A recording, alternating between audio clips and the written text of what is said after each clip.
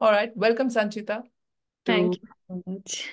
to yet another version of the HyperTest webinar series. We've been covering different topics as you and I had a chat before, and we've covered a range of topics, but the one that we have seen to have great success from a live perspective and also from like the feedback we get later is something to do around the life of engineering managers or an engineer or a CTO. So people really want to know what others are doing.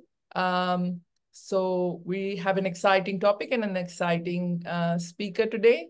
I'm Kanika. I'm the co-founder and VP Sales of HyperTest. If you didn't know anything about HyperTest, this may be a good opportunity for you to look at our website because we are doing something really cool around making integration testing easy for developers. We've got a cool technology which is loved by hundreds of teams. I don't know if I took Sanchita's permission to say this or not, but her team happens to be one of the teams. Yeah. So let's talk about Sancheeta and her team. Sancheeta works for Bolt. They're doing something really cool in an area which she loves. And I happened to meet her um, at a meeting, and we clicked like in 2 minutes on various entrepreneurial topics. She's an engineering leader with great background on product engineering. She has a story to tell around Grofers and Blinkit, which we will dive into. But most importantly, I have seen her as a thorough leader, and hence I thought it'll be and also she has shared some things with me on how she thinks about life, and I feel she's a great person to learn from. So I am very, very happy to have you here, Sanchita, today. Thank you so much. This is such a pleasure. And I think the feeling is absolutely mutual.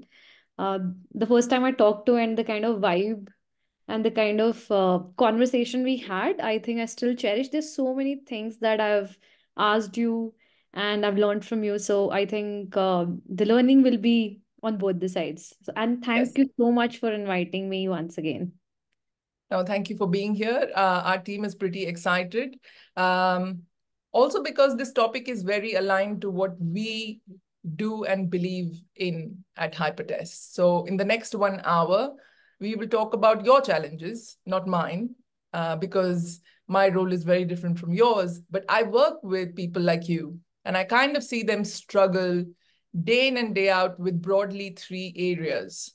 Everyone's always chasing some sort of deadline or a release timeline. Yeah. Everyone's always looking at a better way for their team to code, develop code, or or manage the code that has been written before. Yeah. Um, and a lot of times that code can be old, and depending on how old that code is or how difficult it is to test, leaders like you have a challenge. And then there is a challenge, which I think probably is the number one challenge at the moment, attracting and retaining talent.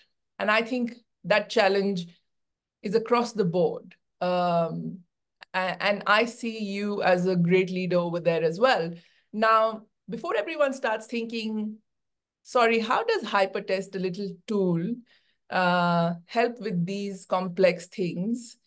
With your permission, I want to take a minute to highlight that the way HyperTest works inherently allows developers to be more productive because you don't need to write any code. And you're creating quality tests. So you're not really managing old technical debt, which has to be maintained by someone else. And we are making a very complex area of engineering, which is testing, your microservices, integration testing, contract testing, however you want to call it, easier. And Shailendra, who's our CEO, once said, great talent likes to work with great people and stay where there is great technology. So I think that most companies that we have worked with attract great talent, and hence they also work with HyperTest. So I'm lucky to work with people like yourself. So Sanchita, this is a little less about HyperTest and a lot more about you.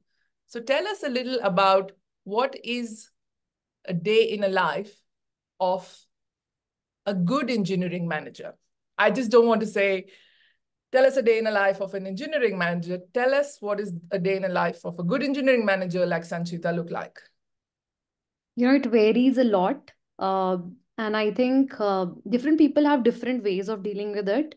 And it also varies from company to company, from project to project.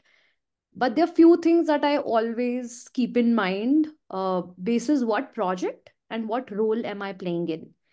And because there are always multiple projects, I then basis those points, I try to plan my day, try to plan my week and plan my quarter.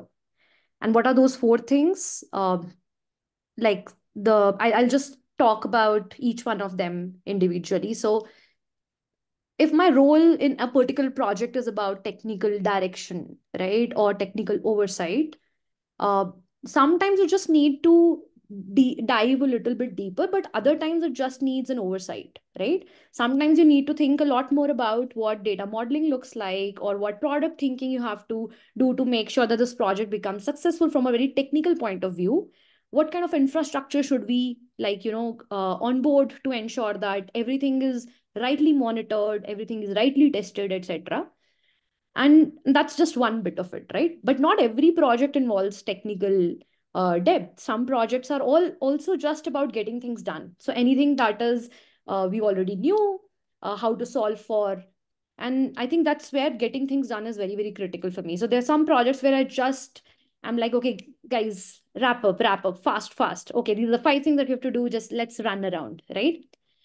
The third thing that I think about in terms of role is what is the impact. So there's so many projects that need you to wear that hat of a tech leader who understands the business and translates that business goal into a tech goal, and then starts working with the people. Or a tech leader who tries to prioritize those technical problems and then tackles one at a time. Or strategy of a project, or maybe even analytics pre or maybe post a project. So sometimes when you really want to figure out what was going to be the impact of this project, you first try to figure out uh, what if scenarios in terms of, okay, what will be the impact if I do this, right? So a lot of that kind of monitoring and impact work as well. And fourth role is majorly in terms of communication. So you create rituals and structures like stand-ups, retrospectives, working meetings. You help people with feedback, or you kind of give them written or verbal or non-verbal. You pick on those verbal, non-verbal cues so that you can actually figure out what is going on, right? So I think different projects need you to wear these hats in different ways. And in some places, I'll probably just do technical oversight and somebody else will be doing getting things done, right? In some places, I'll just focus on the impact bit of it and then somebody else will take over. So I think I try to figure out how can I create a balance of an impact project with like good bit of getting things done and some bit of technical direction. And I think then structures are always there. With I think I'm a sucker for creating communication structures and processes that can make people feel empowered. So I think that's something that I try to pursue a lot. And Nice. So yeah, I'll just draw parallels. So you yeah, said impact a lot of times. yeah. Uh, and you also said getting things done. So I guess impact and getting things done goes back to the horizontal of delivery, making things happen. You spoke about being a sucker of process. I think that also kind of goes to ties up more with just delivering timelines, because that's what processes are for. But then you also spoke about where do we want to strategize. That kind of goes around tech and what infrastructure to choose and how to do it. And then you spoke a lot about people, right? You said it's about giving them what they should do. So I think with what you said, it covers broad three themes. I think the only thing you're saying, which probably I had not thought about, was how you have to context switch based on different projects. Or sometimes you have to wear the same hat in at the same time for different projects. So do you run like one project gets over and then you start with the other? I think like I generally feel that a good balance is you have one project which is very major that needs attention, and then few smaller projects where you are like, some places you're coaching somebody, some places. So when I'm talking about projects in my mind, sometimes when I am coaching somebody with a very specific goal in my mind, that's also one of my sub Project. projects. Right, Yeah, right.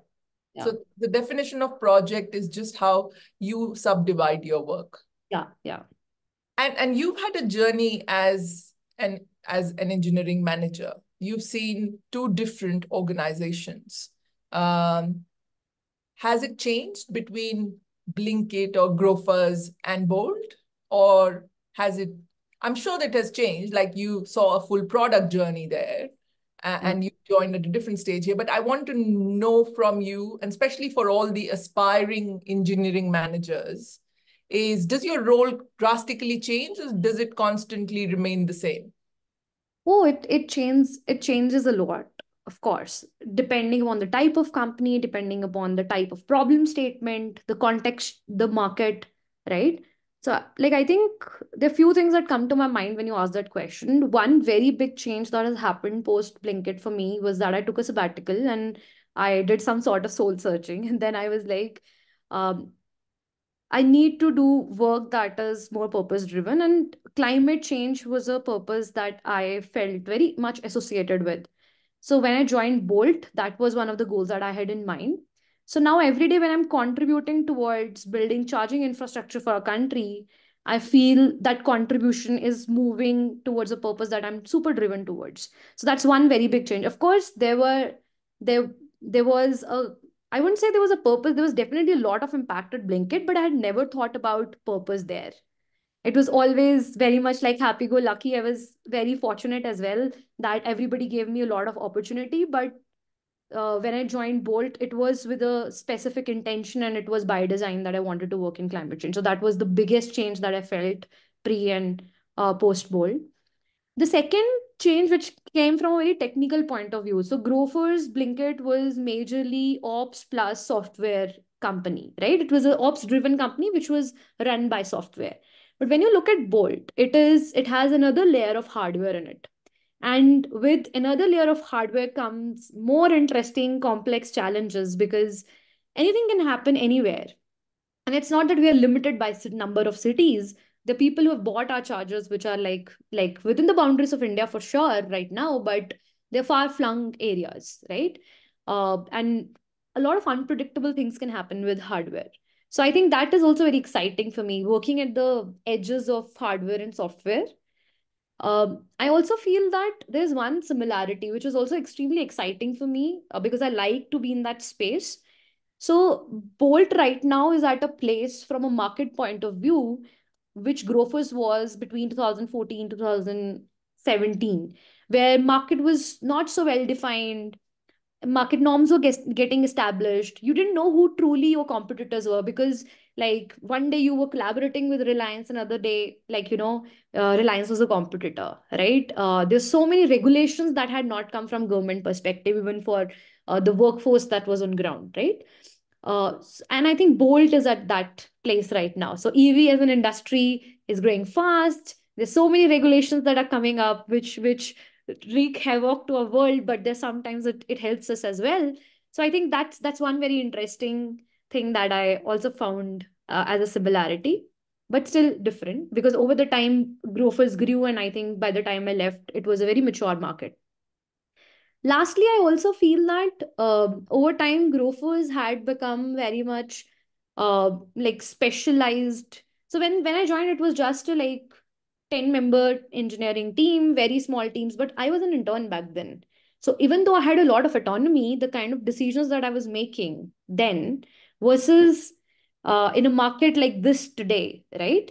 It's a lot more different. And as time changed in Blinkit, there were very specific people working on specific problems. So even though we had a lot of generalist approach, but still there was somebody else who was responsible for making that decision, and there were definitely people who were more experienced and who were making certain kinds of decisions. So if we look at managing cost as a function, right? That was not something that I was doing. I was doing it for a very minimal, small, teeny, mini team. Uh, Whereas doing it for like my team at Bolt today feels much more responsibility, right? Uh, Another set of thing that I was doing there as well, which was around client conversations. So I was always part of a lot of client conversations around supply chain products, right? Be it exploring financial products, etc., etc. But I think integration with you, for example, like integration with HyperTest, there were a lot of conversations that we did beyond just our product Yeah. integration, right? We were talking about finances, we were talking about how will the future of this project look like, what does it entail for both of us, how would we want to create case studies together, right? So I think a lot of these things mean more responsibilities at Bolt, and I think I find that very exciting. I could stay at Grofers as well for so long because I was given those responsibilities, but I think with coming to Bolt, I think this has increased even further. So I'm liking it really very much. I can relate to what you're saying because when and again, you're an engineering manager, I lead a sales team. I've been a sales rep myself, and you probably do the same things, but you still don't feel the same amount of impact. But then, joining Hypertest, the impact that I feel is so much higher, not just on our customers, but even on the team that I have. So I can relate to what you're saying, and I really appreciate how honestly you have put this. But I can tell you, Blinkit has made a big impact on everyone's life. Thank and you.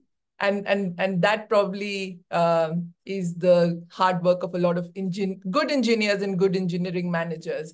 So let's talk about the hard part of your job. And the hard part of your job is a lot of hard work that goes with deliveries and timelines and late nights and stress. And so tell us a little about missing delivery timelines. Does it really, like, let's talk about it from a work perspective. Like, how do you guys handle it at work? Do you miss timelines? Do you not? Do you just test everything in production? Do you do all the testing? Tell us the real story. What happens in high speed engineering cultures when people have to go live? So I think all that you said, you miss timelines. That is a reality. That's a reality for a lot of people. But I think over time, uh, a few things that became very, very important. One of them was so there was no product managers when I was in Blinkit, okay? And that had a very big impact because we were constantly working with sales directly or with somebody who is a like business development person or somebody who is going to use and sell that product sort of a thing.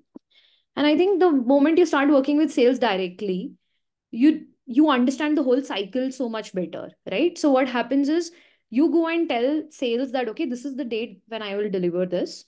Sales goes and tells this to a client. Now sales has no way of figuring out if what you are saying is right or wrong. They may probably say this by plus minus X number of days, uh, Hmm. this will get delivered, right? Yes, Now, yes. everybody here is working on the factor of trust, right? So, the moment you miss deadlines, there is a breach of trust, not only between you and the salesperson, but also between the client and the sales guy. Hmm. That's a very big impact, right?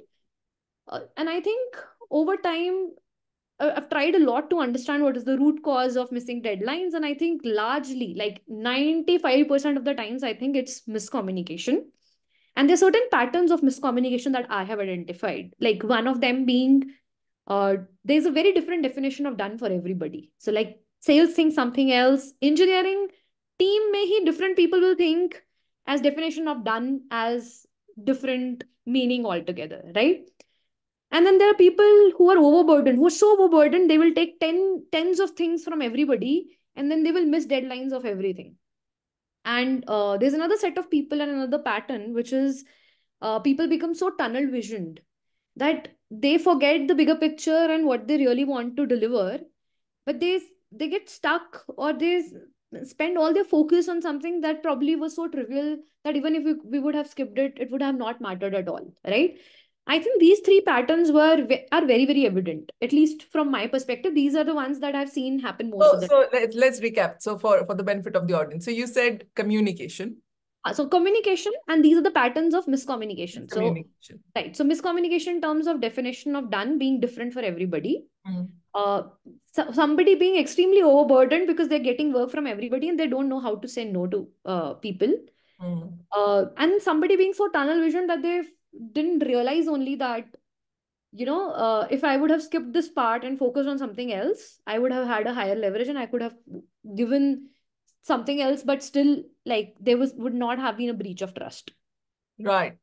And how do you handle that? And honestly, I laughed a bit because every startup has this. We have this a lot of times. And when we communicate some things that Karan, our CTO, tells us, and we'll always be like, did we really understand it correctly or not? Because our product is an extremely technical product as well, trying to solve a complex engineering problem. So tell me, with this summary of communication, how do you solve it?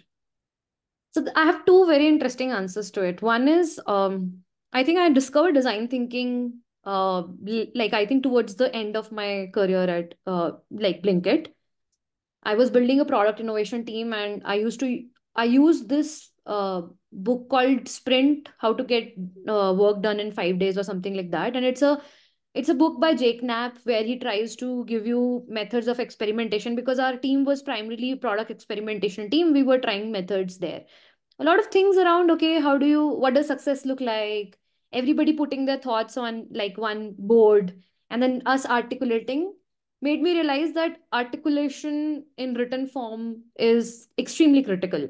And I think that format in itself, when you go to a Figma board or a Miro board and then everybody writing their thoughts and putting things together, I think is a game changer. And I have used it in different facets of my life, with my brother, his business. Like, I've used it in some form of retrospectives of Bolt, right? Not for product thinking as of now, but some form of retrospectives. I think a lot of interesting things come out, and even for certain personal projects which I've done with my friends, right? The second thing that I do, and I think thanks to my ex-manager Karthik, who was an agile coach, and he taught me this, that most of the people get stuck so much with the constructs of sprints that they forget that what matters a lot more is the principles that uh, gave birth to these constructs. So the principles of agile and principles of DevOps, and not just the constructs. So basically, if you really look at miscommunication, right? The rituals like stand up and sprint meeting, what are they helping you with is getting information early so that you can then like prevent that breach of trust from happening, right? So that you can communicate early and everything can then feel like, okay, yeah, we had a hiccup, but then we have figured it out, right? Right. uh, what ends up happening though is that people forget that these are mechanisms of getting information early. So it becomes like a status update meeting instead of figuring out what is the information that I really need to know as part of these meetings, right? What is that one critical question that needs to be known as part of this meeting, which will solve the problem, and then that would not take more than 15 minutes, right? So I think these constructs are just the ways. He also said something very beautiful, that you know, it's so interesting that you can start with these rituals, but the real benefit for any team comes when the team actually lets go of it and still the work doesn't get impacted. So, very beautiful statement, very hard as well, but yeah. It's like a So, state of flow, like, like a state of flow, yeah. yeah, it's state of flow. You're still following the process, but everyone knows what everyone's doing. Yeah. And then everyone understands each other in such a way Mm. that they know what is the priority for what person, and then they will communicate it by default, right? The second thing in terms of miscommunication, now let's say we have these constructs and some form of information, we have figured it out, right? Now still, uh, tunnel visioning can happen, incorrect solutioning can happen, right? And I think that's where iterations happen, like help a lot. And I think both agile and DevOps both are about continuous development, continuous improvement, which is what I think most of the people forget. Yeah. So, and it's completely fine if we are not able to deliver things in entirety, but are we able to ship something which is just 20% but can solve for 80% scenario? Or Are we just looking at a linear line and following that blindly because that is what was discussed, right? So I think these are the things where one really has to start thinking about what is the value that we are giving. How do we avoid that kind of a waste which comes from the lean world, right? And how can we iterate as much as possible? How can we continuously communicate? How can we continuously iterate and like develop things? So So what I'm hearing is that delivery timelines are primarily a matter of communication, which can get fixed if there is a little better understanding of what agile and continuous development process is all about, because yeah, it was created primarily to help fast growing software teams, cycles. Yeah. software cycles. So and to do any of this, I think what, when you were talking about um, forgetfulness, or you were talking about building 20% and or 80%, and iterating really quickly, what sometimes comes into my mind is at the pace at which you move and then you develop, you're also creating some things before and some things later. So you have a new feature versus something that is old, or for the lack of better words, tech debt, right? And a lot of times people working on something that was built before, which probably even doesn't have right amount of tests that have been written to test it out, um, creates a morale issue. And it also challenges an engineering manager on prioritization, which I think is your constant battle. You said that I help my team prioritize. So how do you handle that? How do you handle, because if the solution to solving technical delivery is what you said, then ensuring that the team is upbeat on old code, new code, and the whole process is important. So how do you think, in whichever role you want to pick, it has been done well, or whatever you think is the definition of doing it well? You know, all of this, right? You're missing timelines, tech debt, etc. It's all easier said than done. And so I would like to tell people here that while I'll be giving you a lot of these thinking processes, what matters is how much do you put these things into practice. So it's not about, okay, oh yeah, I know this fundamental construct in my head that this is how I should think about it, but how many times do you go back and put this into practice, right? So take it with that thinking process. And I think whenever I hear the word tech debt, there are only three questions that come to my mind. I don't know, somehow working with people at Blinkit, it has become very default state for me. Okay. Is this thing going to cause business interruption in next 6 months? And I think for a really long time in Blinkit as well, we never used to pick up anything that will go beyond development cycle of 15 days. It has its own pros and cons. There are times when it has more cons, but like that's how it was, which means that there was a mental pressure that okay, I have to do this. This is an important thing to solve for. So let me articulate: is this going to cause any business interruption?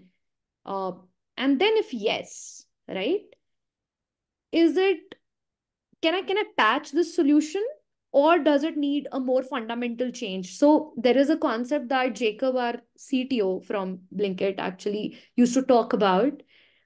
It's called one-way door or two-way doors. Okay, so whenever making any technical decision, you should think about, can I make this decision as, is it a two-way door that I can make any change any point of time, I can revert it and then things will still be fine? Or is it a one-way door where my decision today is going to affect things for more than 3 years? Okay. And to give you an example, the things that are built in 2016 August to, like, I think I can say from March to August are still the things that are powering the CMS of Blinkit. So while we don't think about things in this fashion, or systems about thing, like we don't think about systems that they will last so long, but the reality is that some systems are just build and use or build and forget, right? So always ask this question in terms of one-way door or two-way doors.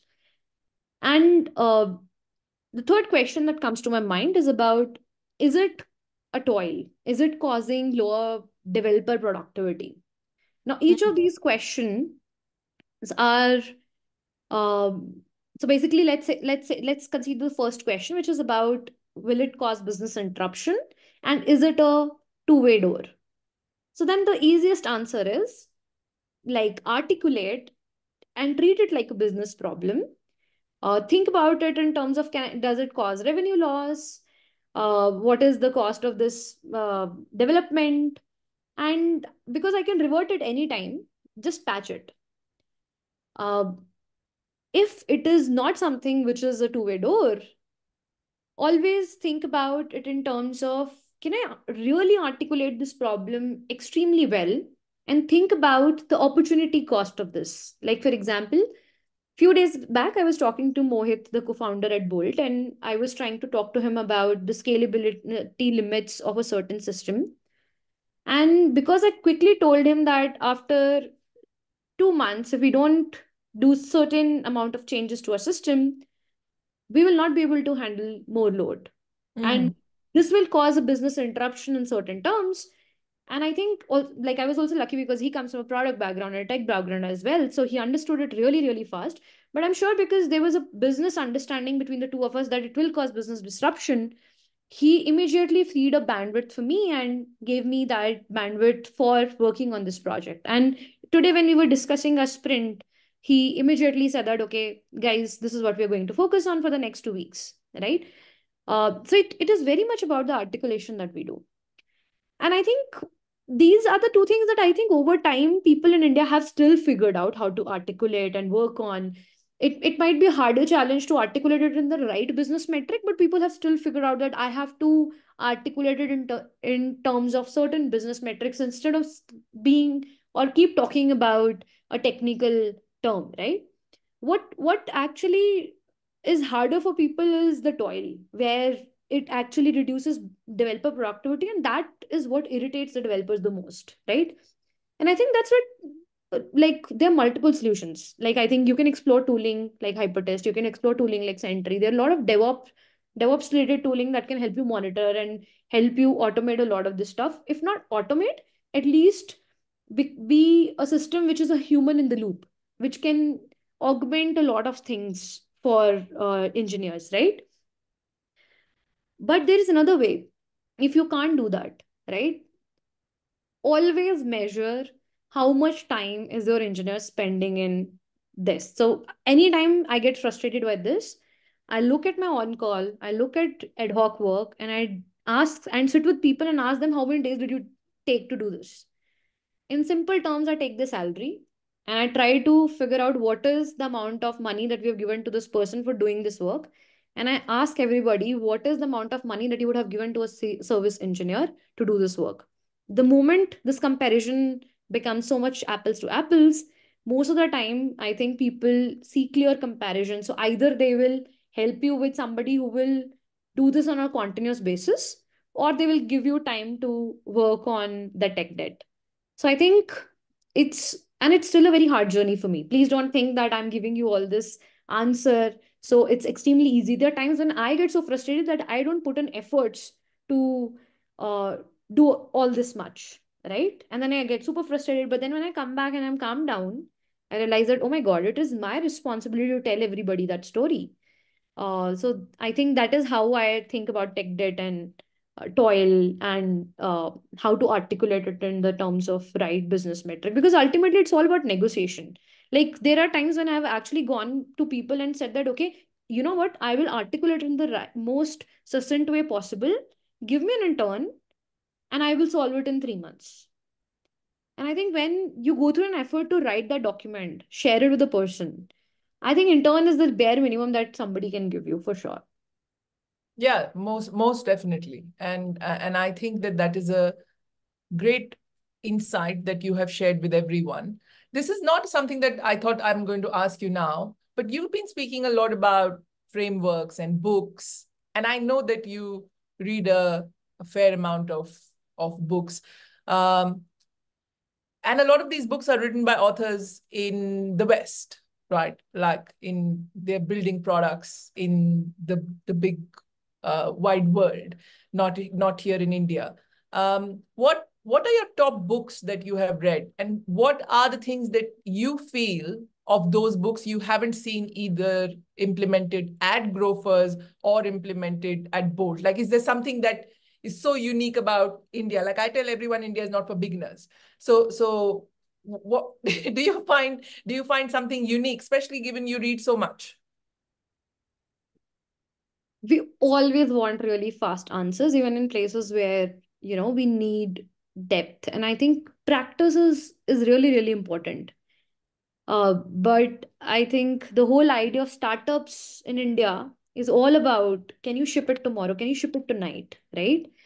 And I think while it has helped a lot more people like me to get over that feeling of, okay, procrastination and laziness, right? Where we were like, okay, we'll do it in 10 days. But then you start defining ways of doing it in 3 days and you become so smarter that your brain starts functioning like that, right?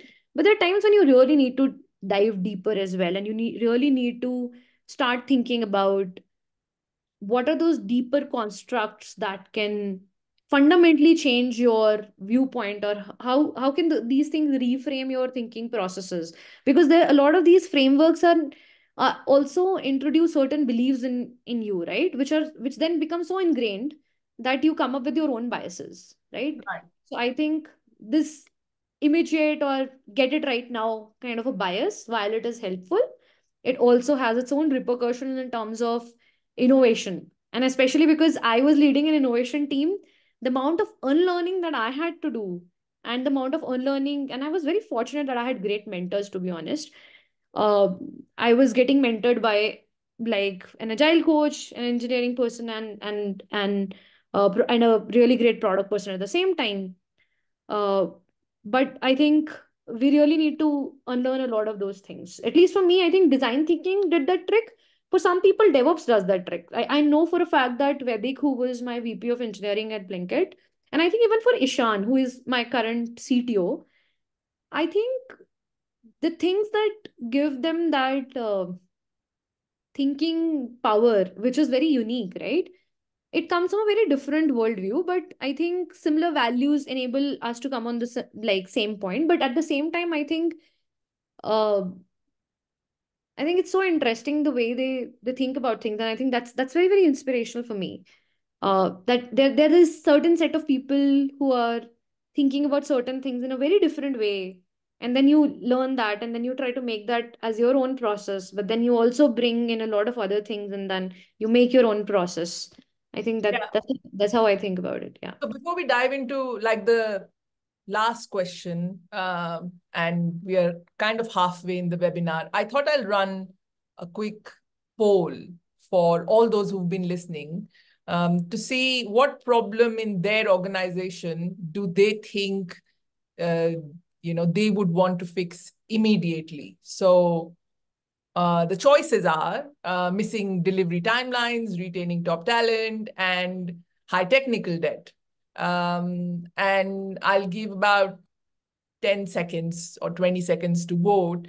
But Sancheeta, if you had to pick one, and we haven't spoken about the hiring bit, but if you had to pick one, what would that be?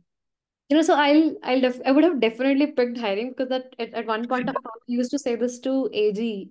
He was working with me at Blinkit, that 99% problems of any organization are hiring related, or some version associated with it, which is related to coaching, mentoring, etc., etc. So I genuinely feel, but there is a layer that I would like to attach, and I would not call it plain hiring, because I think hiring really smart people is really easy, to be honest. Because I have done hiring since day one of my Blinkit journey. Like I joined, and like my the then manager was like, you know what, I'm working on this project. You are not working on coding problems until you help me with this. So for 1 month, we both are working on it. And I was like, okay, are you sure you'll give me technical work after that? He was like, yeah, don't worry. So I've done a lot of hiring, campus hiring, extremely senior position hiring, did a lot of those projects as well. But I think the real problem in hiring is people problem matching. So I think in India, we hire great talent and then we like make them do trivial stuff, which they absolutely hate. And then we pay them so much money and then we are dissatisfied about the outcomes. And even they are dissatisfied about the outcomes, right? So what you ask is what you get, is what I feel. So I think I I try to think about what are the strengths of this person? Where can I leverage these strengths? And is there a problem where I can leverage it and make this person outshine? Because I think there were a lot of people in Blinkit who did that for me. And I think nothing works better than that for uh like grooming folks and making them stay with you. Excellent. Looks like everyone in the poll felt that everything was important. Well, because it's a hard choice to make, I agree. as you understand. So, and I want to know this specifically for your role when you were leading this innovation team, right? When you were hiring people, how hard was it to hire the right people in that team versus, of course, because you spoke about unlearning yourself and having a different mindset. So, what did you do to hire? What did you do to nurture and retain? And very selfishly, did that team come with a different mindset around using innovative tools? Really good question, actually. Um, so I'll give you some understanding of what Innovation Hub was. It was a product innovation team where fundamentally when we started the team we were working out of warehouse 4 days 3 days a week. So we would start our day at 5 a.m. in the morning and we would end our days at 11 p.m. in the morning because our warehouses are out of the city, right? And 7 p.m. this, at night. At night. sorry? No, at that point of time we were not operating at night. We were Okay. just traveling so much that we would end up being here so late, Hmm. right? So hiring is definitely hard for such kind of teams because then you need people who are thinking out of convention and who are not so bothered about that, like, career path being so organized that they're not fearful that somebody will not choose them later. Because there are a lot of people who applied for these roles looking at in the name innovation. But then the moment we were like, okay, this is what you'll have to do. This is how the real innovation happens. They would be like, so what will be my next career path? What will be my next role? I will be an engineering person. I'll always be a coder in this team. You will not give me SD2, SD3 sort of a role. So I think the biggest challenge was how do you define those squiggly careers, right? Because I was myself an engineer, but I was building a team which had designers in it. I was doing user research day in day out, and I never knew where I would use it in my life, right? So I think the biggest challenge came in terms of the fact that you had to be a generalist and a specialist at the same time and solve problems. So definitely hiring was extremely challenging. I think what was the second part of your question? How did you I said, nurture? how do you nurture and retain? I think retain, I want it to be separate Yeah, okay. because nurturing involves something that I haven't heard you say. I hear a lot of engineering managers say, I want my team to be the best. I want to nurture them. So how do you nurture? Yeah. And then of course, what do you do when someone wants to leave? So I never stop anyone who is leaving because I have always have great personal relationships with people, and usually I'm the second or the third person to know when they're leaving. So I think I never, because I think if somebody has made their mind that they want to leave, so sooner or later, and especially if it's related to money, right? Sooner or later, it is going to happen no matter what. So, and I think that cannot be a motivator because I think maybe that's something to do with the way we were nurtured, and I think in early days of Blinkit, we were mentored in the right way with the right values in terms of getting things done. How can you have a lot of autonomy, right?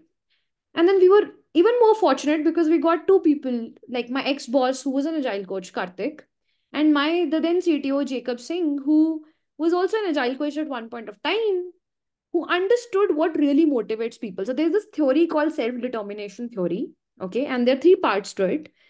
It talks about autonomy, it talks about mastery, and it talks about the third element is called relatedness, but I think there's an element of empathy in it, right? And I genuinely feel that once you understand this, right? And if you can work on these three things, people will stay, right? Money can be a motivator for a short while, and it can be a motivator for a team which is like very organized, right? Where you need to do certain things, but it cannot be a motivator for an innovative sort of a team because there you don't know what is tomorrow going to look like. You also don't know will your team be there tomorrow or not, right? Because all of these like innovation related experiments are conducted with money, which is kind of great in times when the things are going great.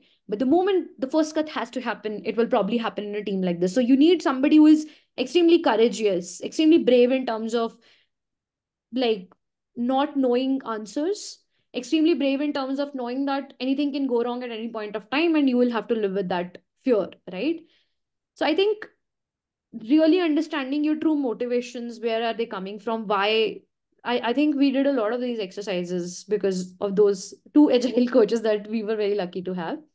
And I think while we were mentored in the beginning, we were coached towards the second half of our journeys. And I think that's what helped us a lot. And I think as much as I want to really coach people, but there are times when I don't because I get angry. And that's when I get into the mentoring mode. But I think as much as possible, I try to bring myself back to that space where I'm like, okay, I have to be the coach because that's what will nurture these people the best, right? And I think that takes a lot of time, that takes a lot of patience. So while people want results now, a lot of this is real hard work put in by people, uh, which is too much of hard work. Like because we knew that grofers cannot give so much money to people. Our frugality was a core value, so we knew that people will always go for companies like Amazon and Gojek instead of choosing us, right? But then we hired interns, we groomed them, and they gave us so great results. So it was that hard work and that patience. And it might feel like that, is it going to give us results right now? So you'll have to be smart tactically. How do you get those results? But at the same time, how you're coaching them for like leadership things. And it's not a days or a month's journey. It sometimes takes 3 months, 6 months. And there's a very interesting thing that our CTO used to say. So the pandemic happened, and we were on our toes because Blinkit became that company which everybody was using. We had to cancel orders because we got so many overwhelming number of orders. And then at that point of time, our CEO was Albi was telling our CTO Jacob that this is your best performance. Everybody is on their toes. They're delivering every single day. This is best expectations delivered until now. And he said, you know what, it is not my best performance today, it's all the hard work that I put in the last 3 to 4 years, where they have built where I have built and they have nurtured this relationship that I can say them something today and they'll do it for me no matter Nice. what. So I think this is a That's very so beautiful way of articulating this from his side. So yeah, stealing this from him. that is very beautiful. And I do have one which I think you have now made me rethink on. So, Sanchita, for all the people who are here, you sound like someone who can be a great mentor or coach. Would you be willing, if anyone wanted to, give them 30 minutes of your mentoring time? Uh, and if that is the case, they can probably reach out to you. Would you be open to that? Yeah, yeah, I'm usually open. There's so many people who just ping me on LinkedIn. The only thing is that I'll make you do some hard work on your side as well. So when you are pinging me, please be ready that there will be some hard work that will happen on your side as well. Other than that, I'm always open to Yes. questions I on remember even to become my friend, she asked me to read a book. So LinkedIn. you have to do hard work to be friends with Sanchita. So I think I have given the audience one of the best gifts. You can drop a note to Sanchita and get some time, invaluable time from her, given she's seen such amazing journeys. And I have one more gift to give away, which is from HyperTest, and we are giving away a little swag for anyone in the attendees. So I just want someone whoever is attending in the chat or in the Q&A to drop what Sanchita thought was the number one problem. So if you've paid attention to the discussion, we were talking about a few problems for engineering managers. Which problem do you think Sanchita felt was her number one pick when I spoke about picking. All right, we have someone who raised their hand. All right, in the Q&A. Excellent. So Jay Shankar, we will send you hiring is the answer. Jay Shankar, you get the prize for being attentive, for listening to the webinar, and for being there. Again, we've got 9 more minutes. We'll send you the prize.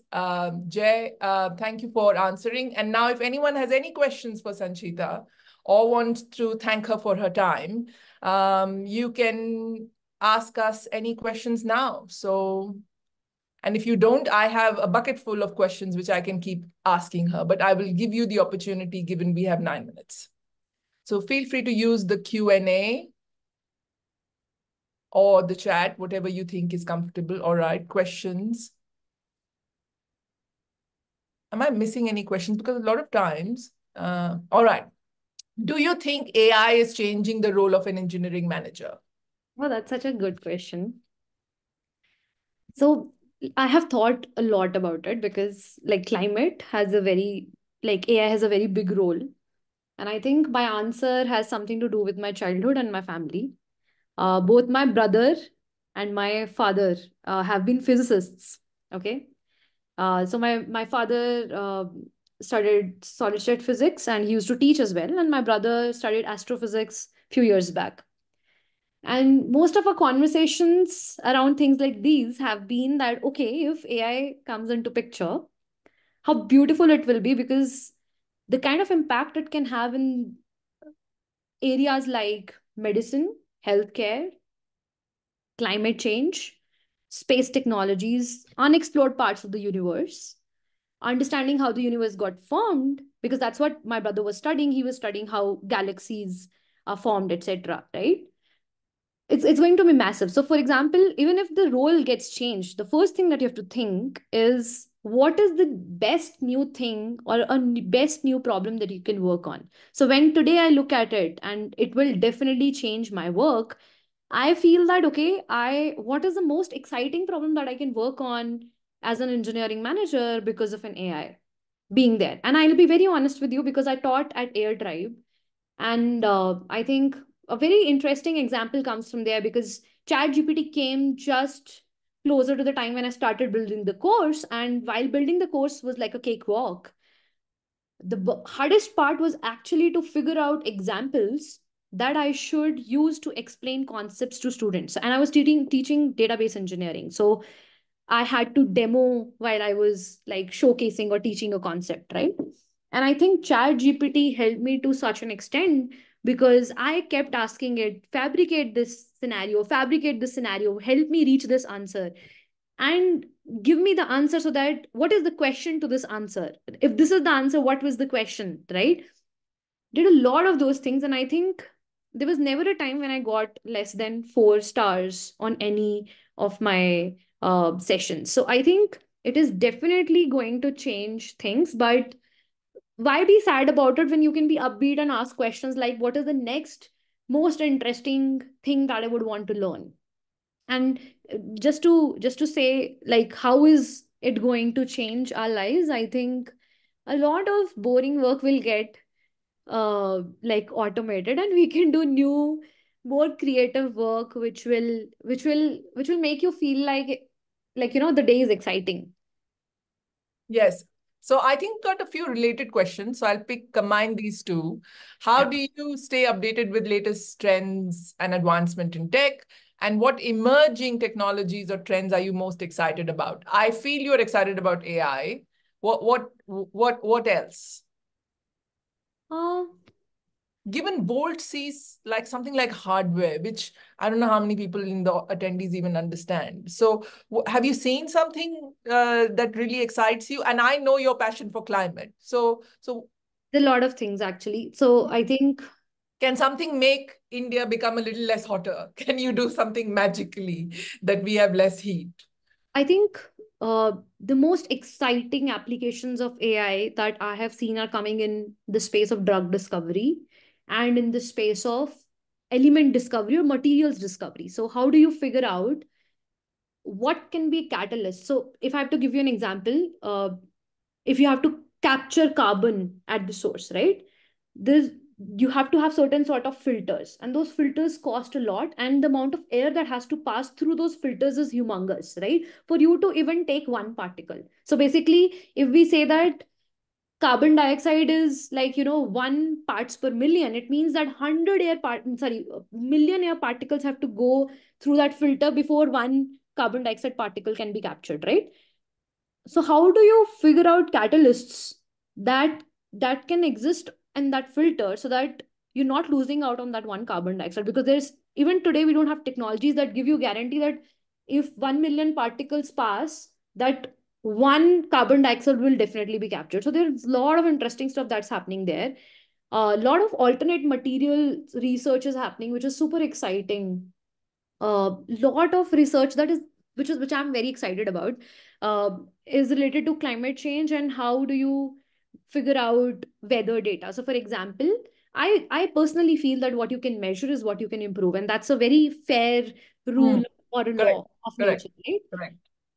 But we can't still predict weather, and we still can't predict climate as accurately as possible, right? And what is the cause of this bad prediction? It's those clouds that are lying at a resolution of 100 meters. So if you really look at predictions today, they happen at a range of 25 kilometers, right?